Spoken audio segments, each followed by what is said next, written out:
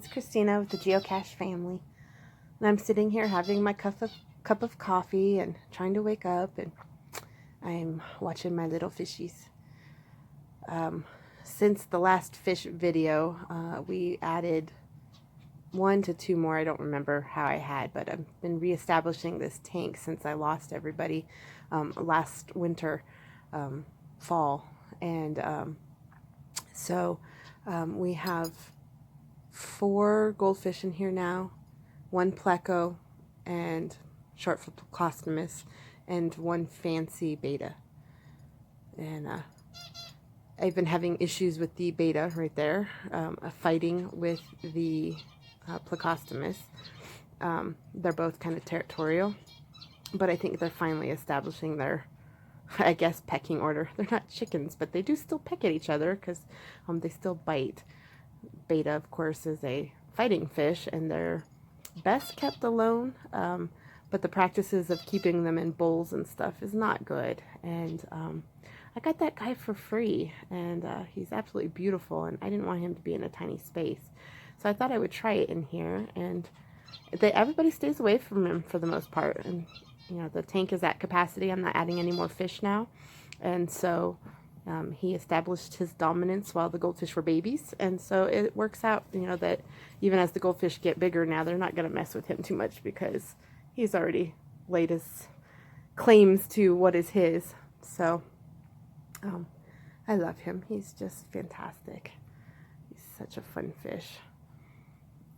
So the white one with the red cap, I named Morning. He might have been in a previous video. For one of my little students, I was telling him that I had twilight, dusk, midnight, and evening, and he said, "Oh, you need morning." And I had planned on getting 1 more fish and naming it Dawn, but I was like, "Oh, I'm gonna go ahead and do 2 so that I can have morning and dawn." And so the all gold one is Dawn. At this point here, I'm showing you guys the tank has evaporated because the house has been so warm with the grow lights, and so I'm showing you guys how I do the cleaning of it.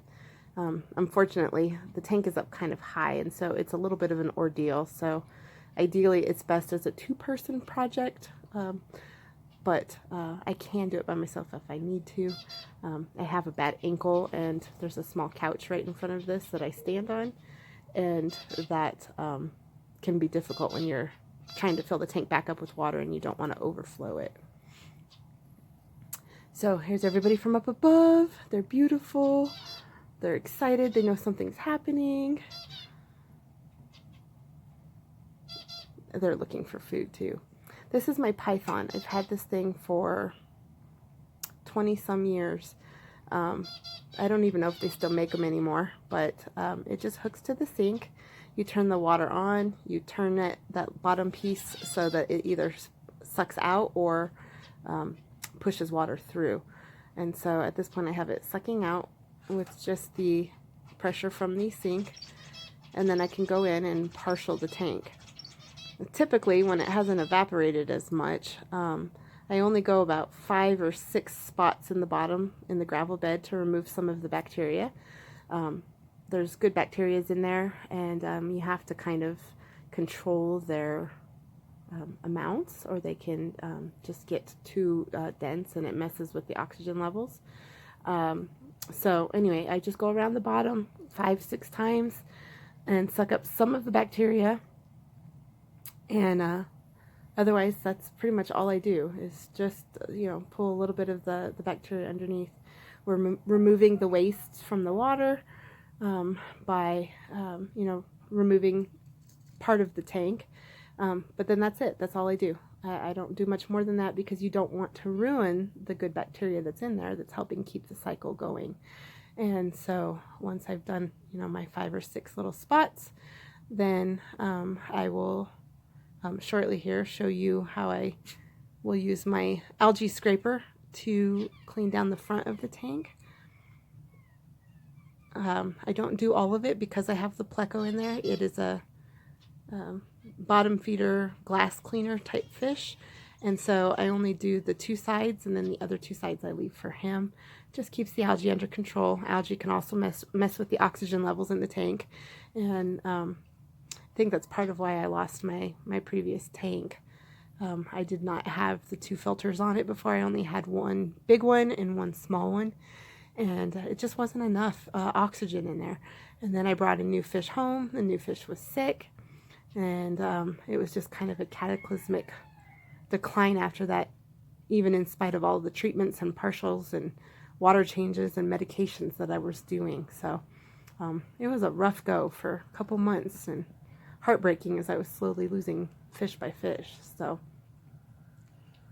at this point, 2 big filters on here now, which helps. I do not change all 4 filters that are in the backs of the filters, because that has bacteria in it too. And so I only change 2 at a time, and I only do that every 2 weeks. So 1 week it's just partial fresh water and new bacteria and stress coat, and then the next week I will change 1 set of filters, and then next week just fresh water partial again, and then the following one change the other set of filters. And so that way there's still established bacteria in there at all times. So this little tool is fantastic. It's magnetic. It's very strong. The inside piece is just kind of a very rigid plastic, and then the outside is the magnet. And so you can just scrape it around and really clean the tank that way. Like I said, I only do the 2 sides because the pleco eats the other 2 side tank walls with the algae that grows on it. They're so stinking cute. Just love them. They get so excited. One thing I'm learning is the black moor, the one that has the telescope eyes in there, he is very sensitive to dirty conditions in the tank. And both my oldest daughter and I noticed he was kind of acting funny. And so he got so excited when we started cleaning his tank and was swimming around. You could tell he felt so much better. Did you see how awesome that magnet was? Holy crap, that thing's awesome. I love if it gets away from you. It just kind of floats back and you can just grab it again.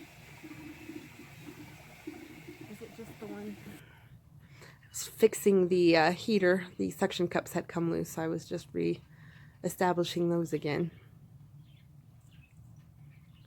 So the child came to switch the water for me. So you pull that bottom piece up, and she's having a hard time because she's filming while she's doing it, but you pull it up and then twist it, and then it pushes the water through instead of coming out. Very important to try and make sure that your water temperature at this point is the same as what's in the tank, and so you have to either add more warm or cool it down so that you don't shock your fish too much. So just slowly let it go back in.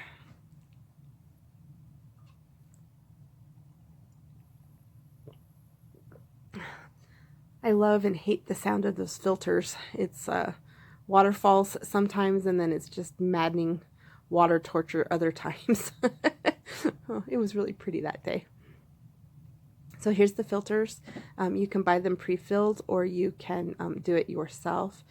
I could not remember which filter systems I had. These ones are the Whisper brand, and then there's the Tetra, I think it is the other one. The blue one there is the Tetra ones, and they're not exactly made for these filters, but I found if I got them in kind of kitty corner there, I could still use them.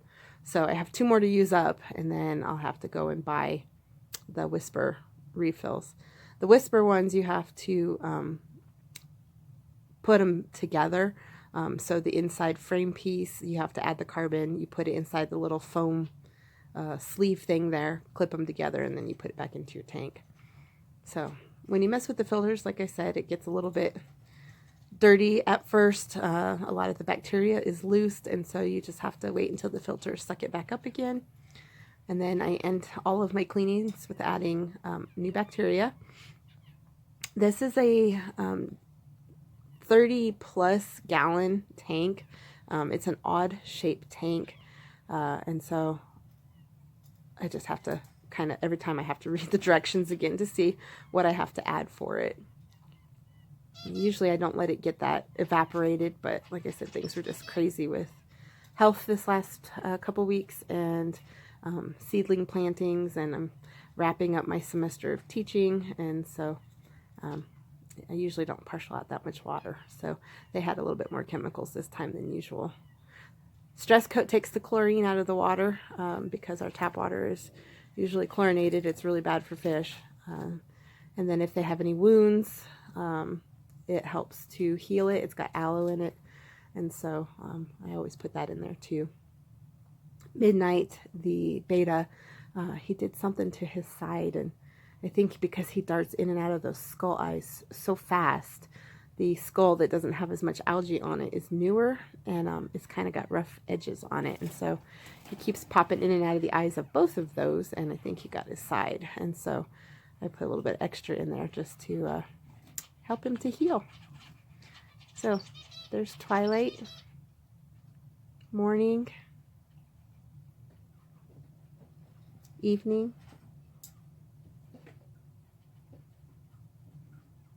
dawn.